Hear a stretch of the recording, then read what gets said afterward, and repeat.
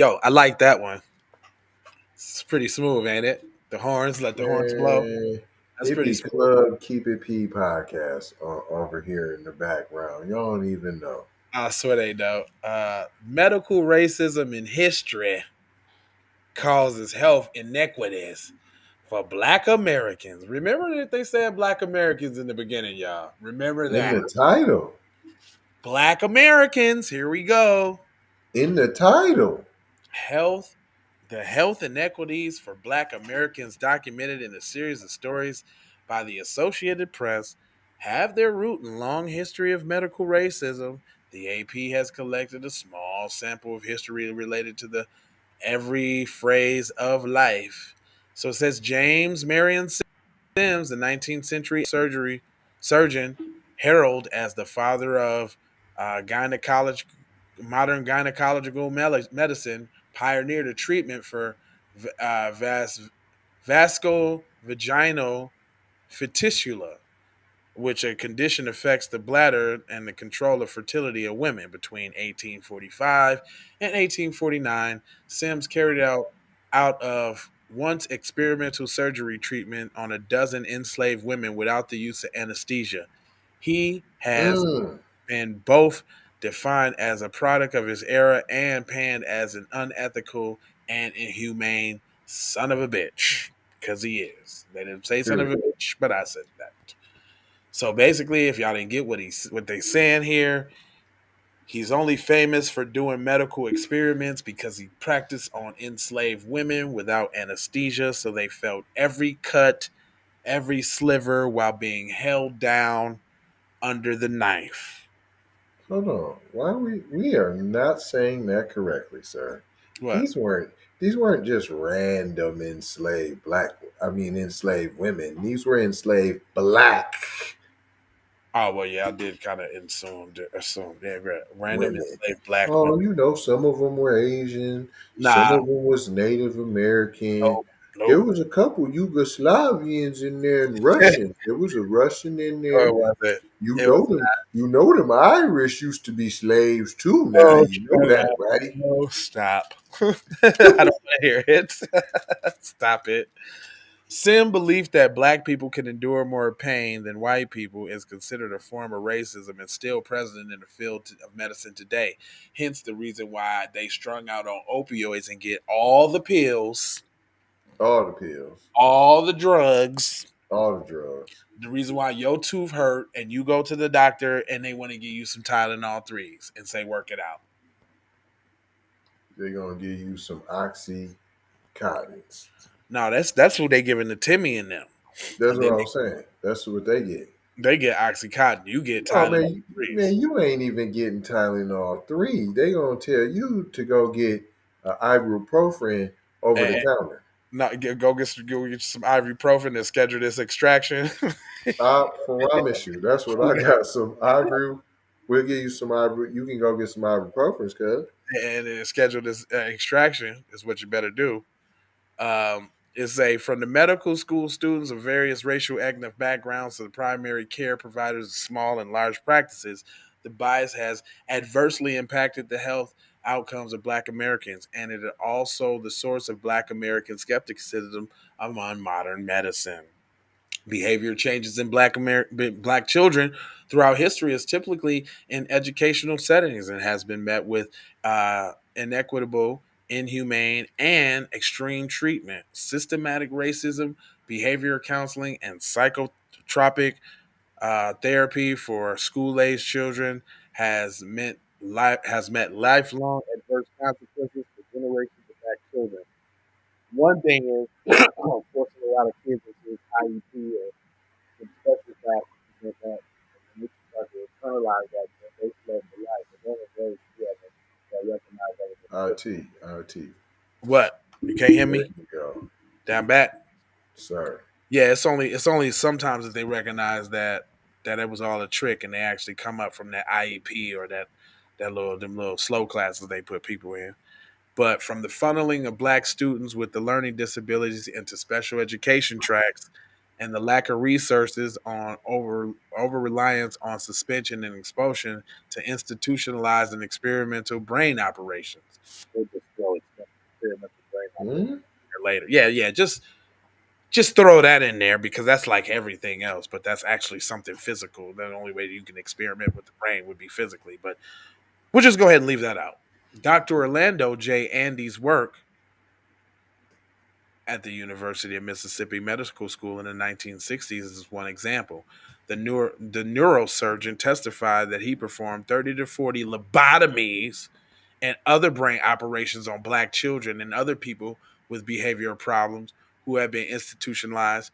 Throughout Andy's said his operations were the lasting result for patients who live with uncontrollable, destructive, hyperactive, or procedures that performed on institutionalized black boys as young as 6. Some patients live the rest of their lives with the deteriorated intellectual capacity. So basically, if y'all don't know what a lobotomy is, they used to stick stuff up your nose and yank at your brain stuff and drill holes in your brain and let fluid leak out and just do all type of crazy stuff. Matter of fact, I just heard a story the other day that the Kennedys had a retarded kid and they sent her to get some sort of kind of lobotomy. And once she was lobotomized to the point where she couldn't talk again, and they let her live her life out.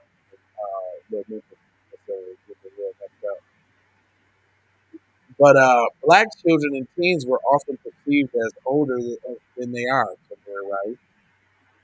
Because of Still the are. right, the bias of the known adultification, they were viewed as less innocent, less deserving of empathy, resulting in harsher, desperate treatment in the healthcare or other system. This attitude Educational. dates back to slavery when black children as young as 2 were made to work and were punished for developmental behavior according so now they rationalize and slave masters, females and males, beating kids as young as 2, killing them. I bet y'all didn't know another little fun fact. Most of the murders of slaves in the North came from white women beating the shit and killing kids. Did y'all know that? Mm. Yeah, most of the murders of slaves in the North came from white women beating kids. They used to beat them to death and gouge their eyes out, everything. Just real terrible with the kids. But they don't talk about that though. Research shows that the attitude still drives disparities in outcomes of black children and teens, and the Yale study found that black children are 1.8 times more likely to be physically restrained in a hospital emergency room than white kids. A gap that, you know what? When I was a kid and I got stitches, I remember putting me in some little mummy thing. Mm. I got stitches on my finger right here, and I was in this little thing that had me all wrapped up, and the only thing out was my hand. I couldn't even move to get the stitches. I remember that, and I really hated that experience. Just Mm. I remember that. I remember that. The university, Torturing little black kids any way we can. yeah, I remember being. It's just like it's called a Indian rap or something like that, or something like that. That's what the name of the thing was. Called a torture little black kids rap. Right, but I never seen it again, and I remember it. You lay in it, and they wrap you up tight as hell with Velcro, and the only thing hanging out was my hand, so they could put the stitches in my finger. And then I guess maybe as I was a kid, I might have wiggled around and all of that, but it definitely wasn't a pleasant experience. I can tell you that. Like they said, they use it 1.8 times is more often with black kids, meaning you don't have to. It can be done without. You can be a little bit more gentle, a little bit more empathetic. Right, Maybe see the black kid as possibly, maybe even kind of, sort of your kid, maybe. right. Hmm. Harriet Washington, author of the book. Hold up. So. Wait a minute though. It says even in death, Black Americans haven't escaped racist acts to find them, and the dignity of their final resting places should have been afforded them. Grave diggers were often hired to exhume and remove bodies of black peoples for the sake of medical research and studies, unbeknownst to the family members. Nah, y'all knew y'all was gonna do that from the beginning. It's probably y'all was selling the bodies. Basically, is what they was just saying. They were Period. selling the bodies to the white people for medical research. So if you were selling the bodies, you were selling them live and dead too. Yep, both of them. Period. Right You can after the track. funeral, they never even went down in there. As soon as the I'm funeral saying, over, I'm saying, I'm saying the doctors knew the medical conditions of everybody, and as soon as somebody needed a heart, as soon as somebody needed a liver, as soon as somebody needed a kidney, as soon as somebody needed any transplant, they died during the toothache. right? Oh, snap. Ear infection. They just died. I don't know what. We don't know what happened. Right. Regular checkup, and they just croaked. We don't know. Think about how many times Oh, that had happened. Medina. Dude, my granddaddy died in 1985. I remember the only thing I remember about my grandfather is he had a party the day before he died. And what I learned was is that he went to the hospital before and his appendix had bursted. And they sent him home and let him go. And guess what? As a result of that, all of his kids got like a little settlement because of it. And that's at the Mm. yeah, that's at the hospital in Chicago that everybody St. Bernard Hospital, the killer St. Bernard, I guess that's what it is because a lot of people die there or whatever. But that happened to my granddad. Yep, he went to the hospitals. His appendix busted. They didn't say nothing about it. Patched him up, sent him home, and then he later died. That happened. R.I.P. though. Yep, R.I.P. Medical whoop de woos. Yep, that happened. Real talk. Um, Shit, when my mom was just in the hospital recently, she contracted goddamn pneumonia in hospital. Damn. Like was close to croaking too. Like, and then she was saying that, like, that's why I was up there so much. She was saying them people wasn't treating and doing right. And we had 24-hour watch. Her sisters and everybody was up there. We stayed up there. You got to do that for your people. You got They to. because man, she was vulnerable. They was trying to see her out. They would have loved, they play games like that. They get adrenaline rushes from like that. That's a story they get to go home and tell their little people over a potato salad with raisins in it. Oh, At work this week, I let this old black lady die. Yeah, she had pneumonia. It was really easy. I just did this and I did that. And I just watched her wither away. Her family came in, they was grieving. I thought it was great. You'd be we was surprised. outside laughing. Yeah, you would be surprised what's going on out here, man. Don't think that white supremacy is always this mouth frothing dude with a Confederate flag on and flags on his truck. Mm-mm.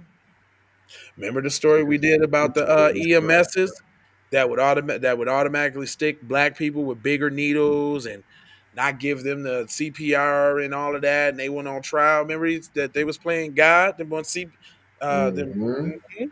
We do these stories now. We do these We do stories. these stories now. Our job to bring y'all attention to these things. But anyway, take care of yourself. Love, peace, blessings, and aloha. I'm out the door for sure. How you already know how. Get some medical before you